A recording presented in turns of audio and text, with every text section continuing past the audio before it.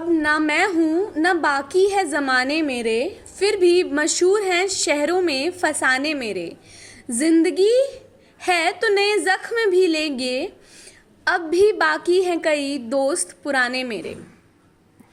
ये शेर राहत इंदौरी साहब की है, जो अब बहुत याद आएगी क्योंकि राहत साहब अब हमारे बीच नहीं रहे।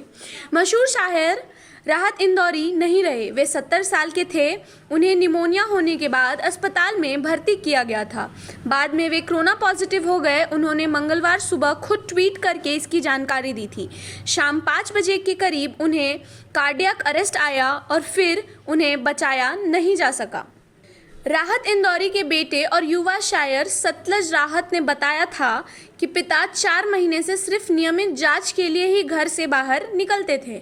उन्हें 4-5 दिन से बेचैनी हो रही थी। डॉक्टरों की सलाह पर एक्सरे कराया गया तो निमोनिया की पुष्टि हुई थी। इसके बाद सैंपल जांच के लिए भेजे गए जिसमें वे संक्रमित पाए गए। राहत को दिल की बीमारी और डायबिटीज़ थी। उनके डॉक्टर रवि डोसी ने बताया था कि उन्हें दोनों फेफड़ों में निमोनिया था। सांस लेने में तकलीफ के चलते आईसीयू में रखा गया था। कुमार विश्वास ने राहत इंदौरी को कोरोना होने की खबर सुनकर ट्वीट किया था कि कोरोना अब की बार गलत आदमी से भिड़ गया है। राहत इंदौरी ने खुद ट्वीट कर अपने कोरोना पॉजिटिव होने की जानकारी दी थी। 1 जनवरी 1950 वह दिन रहा जब रिफत उल्लाह साहब के घर राहत साहब की पैदाइश हुई। इस्लामी कैलेंडर के मुताबिक 1359 हिजरी थी और तारीख थी 12 रबी। राहत साहब के वालिद रिफत उल्लाह 1942 में सोनकुच देवास जिले में इंदौर आए थे। राहत साहब का बचपन का नाम कामिल था। बाद में इनका नाम बदलकर राहतुल्लाह कर दिया गया। राहत साहब का बचपन मुफल्लिस गुजरा। वालिद ने इंदौर आने के बाद ऑटो चलाया, मिल में काम किया, लेकिन उन दिनों आर्थिक मंदी का दौर रहा था। 1939 से 45 तक दूसरे विश्व युद्ध का भारत पर कुछ असर रहा। मिल बंद हो गए, यहाँ छटनी करनी पड़ी। राहत साहब के वालिद की नौकरी चली गई। हालात इतने ख़राब हो गए कि उनको बेघर होना पड़ा। जब इंदौर में कोरोना वॉरियर्स पर हमला हुआ था तो राहत साहब ने कहा था कि कल रात 12 बजे तक मैं दोस्तों से फ़ोन पर पूछता रहा कि वह घर किसका था जहां डॉक्टरों पर थूका गया, ताकि मैं उनके पैर पकड़कर माथा रगड़कर उनसे कहूं कि खुद पर, अपनी बिरादरी, अपने मुल्क, अपने इंसानियत पर रहम खाएं। यह सियासी झगड़ा नहीं है बल्कि आसमानी कहर है जिसका मुकाबला हम मिलकर नहीं करेंगे तो हार जाएंगे। ज़्यादा अफसोस मुझे इसलिए हो रहा है कि रानीपुर मेरा अजीज़ मोहल्ला है। अफलीफ से ये तक मैंने वहीं सीखा है।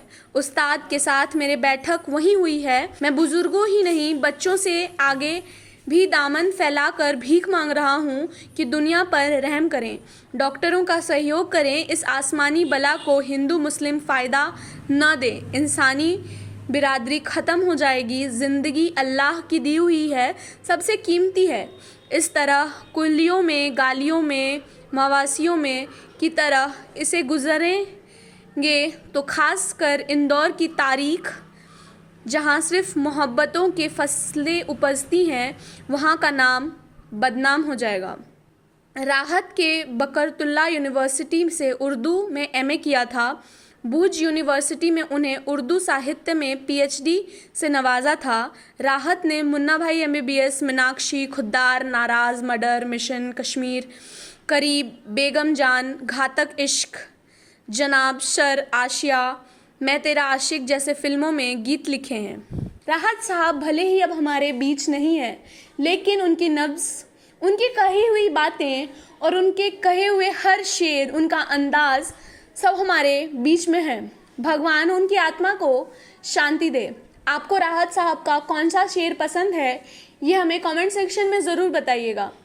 अगर आप हमारा वीडियो फेसबुक पे देख रहे हैं तो हमारे पेज को लाइक कीजिए। अगर आप हमारे वीडियो यूट्यूब पे देख रहे हैं तो हमारे चैनल को सब्सक्राइब कीजिए। आपका ये वीडियो देखने के लिए बहुत बहुत धन्यवाद।